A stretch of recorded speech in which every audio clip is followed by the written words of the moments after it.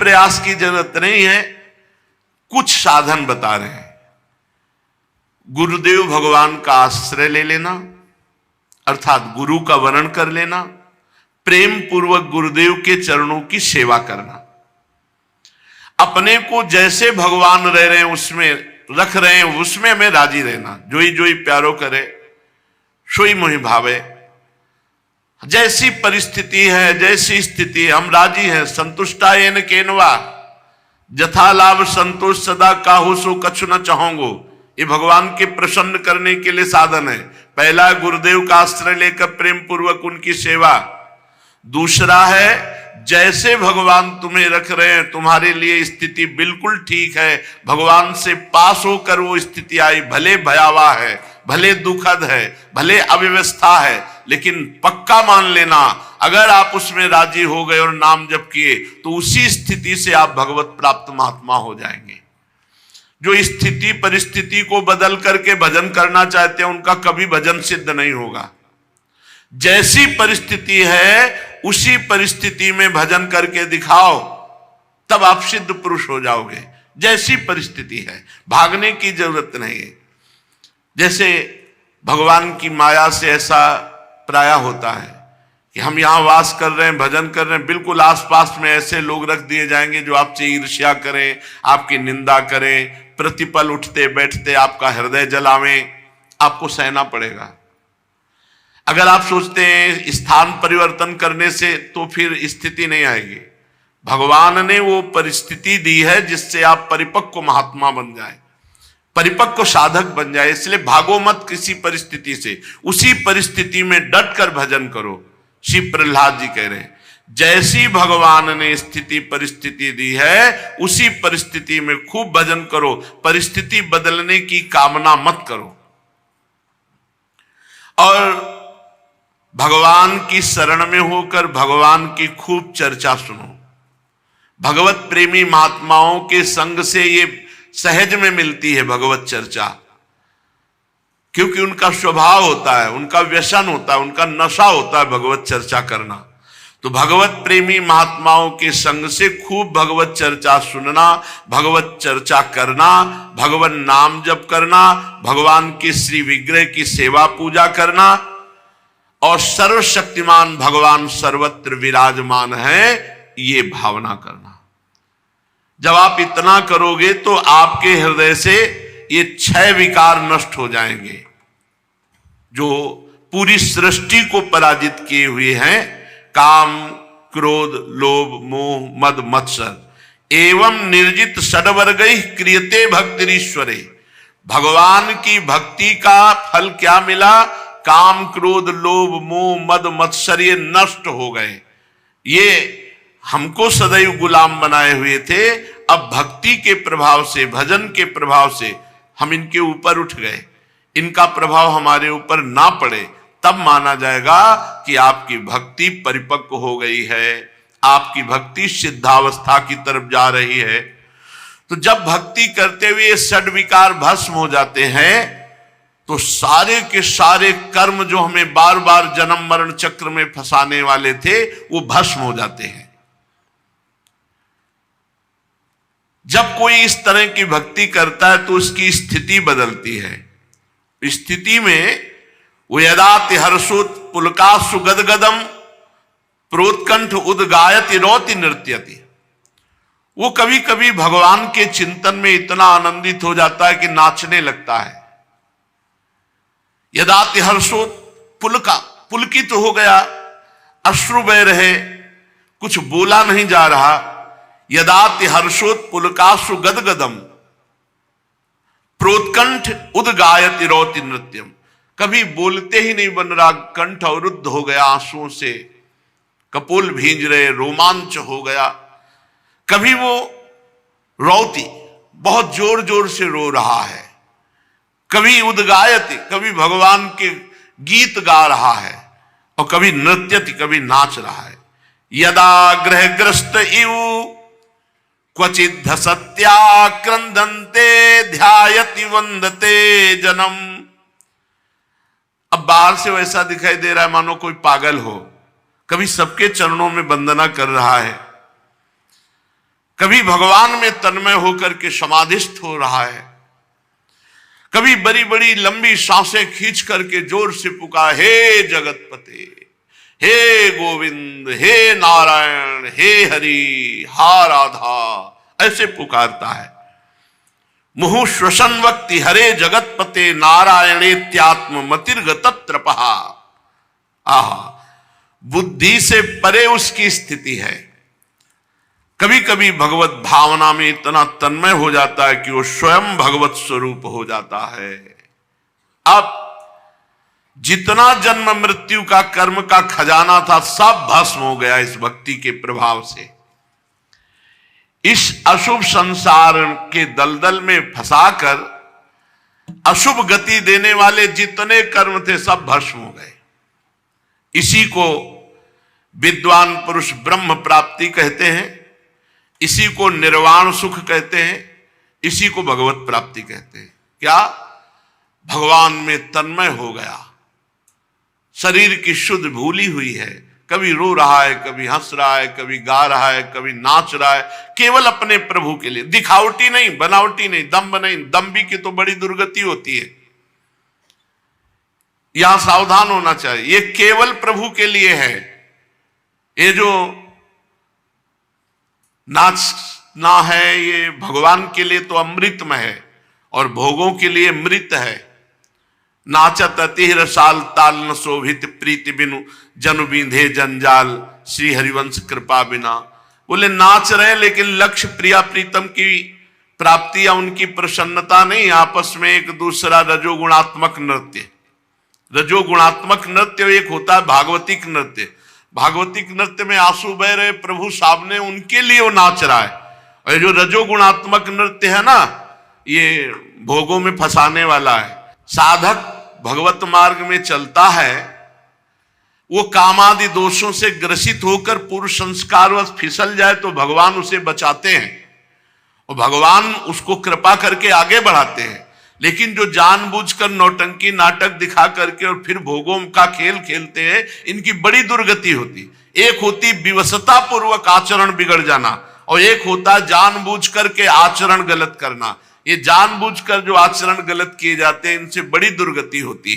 तो इसलिए कोई बनावटी रोए ना, बनावटी नाचे ना, बनावटी ये कोई दंभ ना करे। क्योंकि ये दंभ जो है ना, इस कभी कभी सम्मान प्राप्ति के लिए, किसी को ये दिखाने के लिए कि हम बड़े भगत हैं, किसी को लुभायमान करने के लिए, ये सब नहीं, ये केवल प्रभु के लिए है। इसीलिए हम कहते हैं कि नाचना है तो अपने कमरे में पहले दरवाजा बंद करो, फिर पर्दा लगाओ, कोई देख ना पावे कि तुम नाच रहे हो, और फिर नाचो अपने ठाकुर के सामने, फिर रो ठाकुर जी को गले लगाकर। देखो तो आनंद का स्वरूप क्या होता है। बोले नाचत अति रसाल ताल न शोभित प्रीति बिनु जन बींधे जंजाल। ऐसा लगता है जैसे जाल में फंस गए उसे छुड़ा रहे हो, ऐसा नहीं। बहुत सावधान, दंभ नाटक नहीं करना चाहिए, दंभ नाटक नहीं करना। समाज को दिखाने के लिए नृत्य, कोई तुम नृत्यांगना हो, प्रभु के लिए नाच। अगर नाच रहे हो तो सिर्फ सामने गोविंद हो, सामने प्रिया प्रीतम हो, इधर उधर दृष्टि ना हो, किसी अन्य को दिखाने के लिए नहीं। हे असुर कुमारो, हे मित्रों, तुम सबके हृदय में भगवान विराजमान हैं। भगवान का भजन करने में कोई परिश्रम नहीं है। अभ्यास ना होने के कारण नाम में मन नहीं लगता। अगर आप अभ्यास कर लें तो बहुत मीठा नाम है और ये स्वयं पकड़ लेता है। कुछ दिन आप जपो, फिर नाम आपको पकड़ लेगा। और वृंदावन में तो ये बात बहुत जल्दी सिद्ध हो जाती है। हिया फिरे स्वार्थ आपने और भजन गए फिरे बाह, यहां भजन पकड़ लेता है। वृंदावन में स्वार्थो उलट भजन होए जात। ये बड़ा दिव्य धाम है। पहले आप भजन पकड़ो, फिर आपको भजन पकड़ लेगा। तो जैसे दिल धड़कता है, आप नहीं धड़काते, ऐसे आपका नाम चलेगा, ऐसे आपका भजन चलेगा। प्राणियों में सब में भगवान विराजमान है। जो किसी से द्रोह करता है, द्वेष करता है, मारपीट करता है, तो प्रहलाद जी कह रहे राम राम राम। कितनी बड़ी मूर्खता है कि सब में विराजमान भगवान है, तुम उन्हीं भगवान के साथ ऐसा व्यवहार करते हो। सच्ची बात है, बहुत बढ़िया आनंदमय जीवन व्यतीत करने के लिए मनुष्य शरीर मिला है। ये मूर्खता हमको आनंद में जीने नहीं देती, बहुत बहुत निकृष्ट है। समस्त धन, स्त्री, पुत्र, पुत्री, महल, पृथ्वी, हाथी, खजाना, भांति भांति की विभूतियां, ये सब छूट जाएगा प्यारे। जब तुम्हारा शरीर छूट जाएगा तो ये सब छूट जाएगा। कोई तुम्हें साथ नहीं देगा, कोई नहीं पहचानेगा, कोई तुम्हें नहीं जानेगा मानेगा। कौन मानता है? हाय हाय कर करके भगवान से विमुख जीवन व्यतीत कर रहे हो। लोक परलोक का सब वैभव ऐसे मायामय है। हे निर्दोष मित्रों, तुम परमात्मा की अनन्य भक्ति करके इस जीवन में उसको प्राप्त कर लो, यही सबसे बड़ी बात है। इसके सिवा यदि अपने को कोई बहुत बड़ा विद्वान मानता है और इस लोक में बार बार वही भोग सामग्री कमाने का प्रयास करता है, भजन नहीं करता है, तो निसंदेह वो मूर्ख है, वो विद्वान नहीं है। बुद्धिमान वही है, रामई भजैते चतुर नर, जो भगवान का भजन कर लिए, नाम कमा लिए, वही धनी। कबीरा सब जग निर्धना, धनवंता नहीं कोई, धनवंता सोई जानिए, जाके राम नाम धन होए, भगवत नाम धन। जब ये शरीर ही नहीं रहता तो ये पुत्र, स्त्री, महल, धन, संपत्ति, राज, खजाना, हाथी, घोड़े, मंत्री, नौकर, चाकर, गुरुजन, ये कोई साथ नहीं देता। इसलिए प्यारे मित्रों, ये संसार स्वाप्निक है, यहां के भोग सब नष्ट होने वाले हैं। यहां पुरुषार्थ है तो केवल भजन है। प्रहलाद जी कह रहे भगवान का भजन ही पुरुषार्थ है। प्रयत्न करके भगवान का नाम जप कर लो। ये जीव जो जो कर्म करता है वो कर्म तत्काल अंतर ध्यान हो जाता है और उसके सर पर सवार हो जाता है, और जब उसका समय आएगा तो वो अपना खेल रच देगा। बुरी दशा आने के पहले बुद्धि बदली जाती है। हाँ, जहिका विधना दारुण दुख दीन, ताके मत पहले हरिलीन। वो कर्म उसी बुद्धि में सवार होकर आप ना आवई ताहि पर ताहि तहां ले जाए, वही ले जाएगा जहां तुम्हें दंड भोगना है। इसलिए कर्म तुम पर हावी होकर नष्ट कर दे, उसके पहले ऐसा महान कर्म कर लो, भगवान का भजन, कि ये सब कर्म भस्म हो जाए जो तुम्हें दंड देने वाले हैं। भगवान को प्रसन्न करने के लिए कोई उच्च कुल का, जाति का होना, या बहुत पढ़ा लिखा विद्वान होना, या बहुत गुणवान होना, या बहुत धनवान होना, ये सब ये जरूरत नहीं है। प्रहलाद जी कह रहे हैं, देवो शुरो मनुष्यो वा यक्षो गंधर्व एवच, भजन मुकुंद चरणम स्वस्तिमान स्याद् यथा वयम, नालम द्विजत्वम देवत्व मृषित्वं वा सुरात्मजा, प्रीणनाय मुकुंदस्य न वृत्तम न बहुज्ञता, न दानम न तपो नेद्या, न शौचम न व्रतानि च, प्रीयते अमलया भक्त्या हरिरन्यद विडंबनम। भगवान को प्रसन्न करने के लिए, भगवान का भजन करने के लिए, ये जरूरी नहीं कि भाई ऊंची जाति में उनका जन्म हुआ तो भगवान को प्राप्त कर लेंगे। नहीं, प्रहलाद जी कह रहे हैं, देवता, दैत्य, मनुष्य, यक्ष अथवा गंधर्व कोई भी हो, जो भगवान के चरण कमलों का आश्रय लेकर भजन करता है, वो हमारे समान परम कल्याण का भाजन बन जाता है। दैत्य बाल को भगवान को प्रसन्न करने के लिए ब्राह्मण होना, देवता होना, ऋषि होना, सदाचारी होना, ज्ञान संपन्न होना, दानी होना, तपस्वी होना, याज्ञिक होना, या पवित्रता का निर्वाह करना, बड़े बड़े व्रतों का अनुष्ठान करना, ये पर्याप्त नहीं है। तो कैसे भगवान प्रसन्न होते हैं? भगवान के होकर भगवान का भजन करो बस। बिगड़ी जन्म अनेक किया वही सुधरे आज, होई राम को नाम जब तुलसी तज कुसुमार, गंदे आचरणों का त्याग करके नाम जप करते हुए भगवान के आश्रित हो गया। ये इसी से भगवान प्रसन्न हो जाते हैं। भगवान की भक्ति के प्रभाव से चाहे वो दैत्य हो, यक्ष हो, राक्षस हो, स्त्रियां हो, शूद्र हो, गोपाल हो, अहीर हो, पक्षी हो, मृग हो, पशु, कोई भी हो, सबको भगवत प्राप्ति हो सकती है यदि सत्संग मिल जाए, भजन बन जाए। प्रहलाद जी के वचन सुनकर दैत्य बालकों ने उसी समय, सब निर्दोष बुद्धि के थे, बच्चे ही थे, सबने बात पकड़ ली और जो गुरु संडामर्क जी शिक्षा देते थे वो सब दूषित शिक्षा त्याग दी और सब शुरू कर दिए नाम कीर्तन। पूरे विद्यालय में, गुरुकुल में नाम कीर्तन गूंजने लगा प्रहलाद जी के उपदेश से।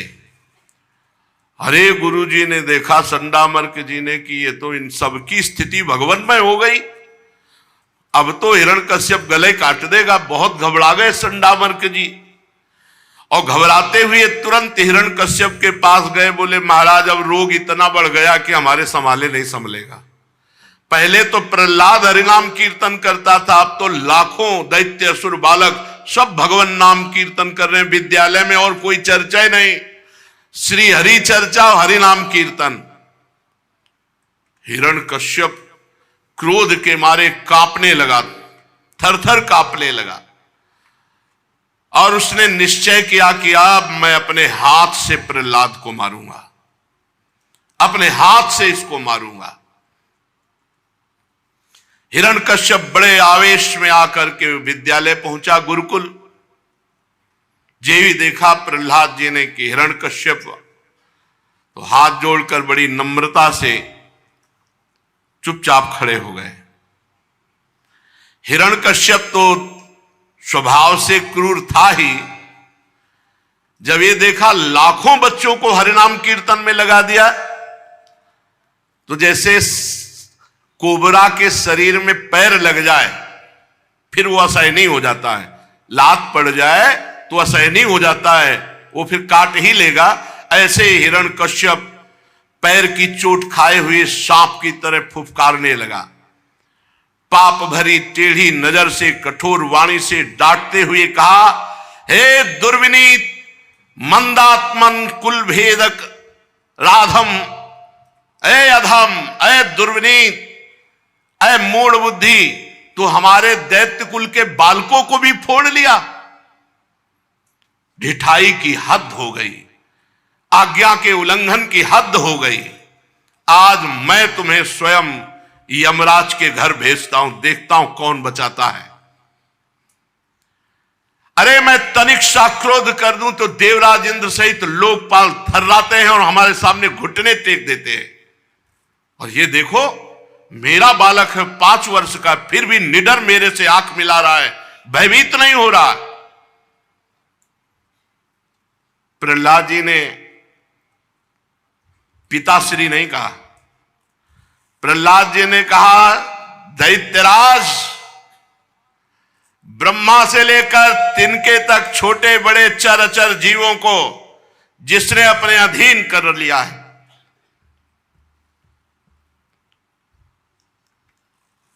उन्हीं बलशालियों के परम बल भगवान का मैं आश्रय लिए हूं। तू ये समझता है मैं तेरे से डर जाऊंगा? अरे ब्रह्मा से लेकर चर तक जितने बलवान हैं, जिनके बल से बलवान है, उन्हीं भगवान का मैंने आश्रय लिया है, मैं तेरे से डर जाऊंगा? दैत्यराज कहकर संबोधन कर रहे 5 वर्ष के प्रहलाद जी। संसार में जिसके पास भी बल है वो मेरे हरि का दिया हुआ है।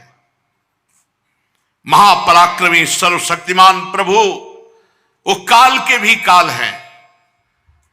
तुम्हारे में जो देह बल है, इंद्रिय बल है, मनोबल है, तपोबल है, वो सब मेरे प्रभु का है। तू क्या समझता है? वही परमेश्वर, समस्त शक्तियों का स्वामी, वही सृजन करता है, वही रक्षा करता है, वही संहार करता है। तू केवल अभिमान कर रहा है। तू अपना असुर भाव छोड़ दे। यह है भक्त का स्वरूप।